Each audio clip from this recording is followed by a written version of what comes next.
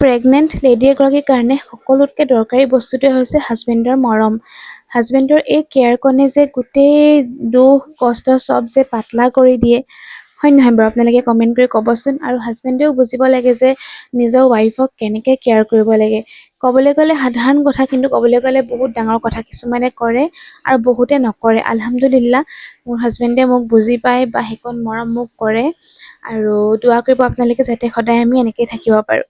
এইটো ভিডিঅ' হৈ গ'ল 30 ডিচেম্বৰ দিনাখন। আজি মোৰ স্কেন আছে, তো সেইটো কাৰণে তালৈ যাবলৈ ওলাইছোঁ। আৰু এতিয়া আমি গৈ আছোঁ, মই স্কেনিং কৰিবলৈ কাৰণে আহোঁ চহৰত। তো এয়া পাই গ'লোহি আহি চহৰ।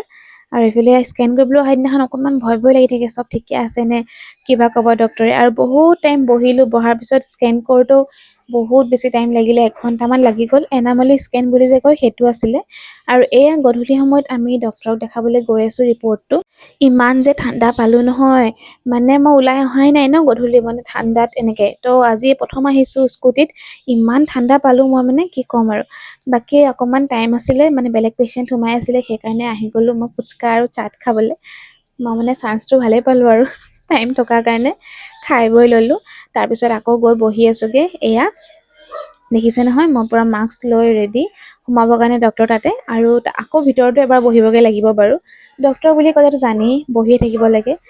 এক্সাইটেড হৈ থাকোঁ জানিবৰ কাৰণে যে কেনেকুৱা হৈ আছে, বেবীৰ ৱেইট ঠিকে আছে নে নাই। কিন্তু অলপ অলপ ভয়ো থাকে। আলহামদুলিল্লাহ, চব ঠিকে আছে। বেবীৰ ৱেইটো ঠিকে আছে, যিমানটো থাকিব লাগে সিমানটো আছে। আৰু এয়া মই ঘৰত আহি নিজেও ৰিপৰ্টটো চাই আছোঁ পঢ়ি পঢ়ি, যিটো বুজি পোৱা নাই নেটত মাৰিও চাই লৈছোঁ।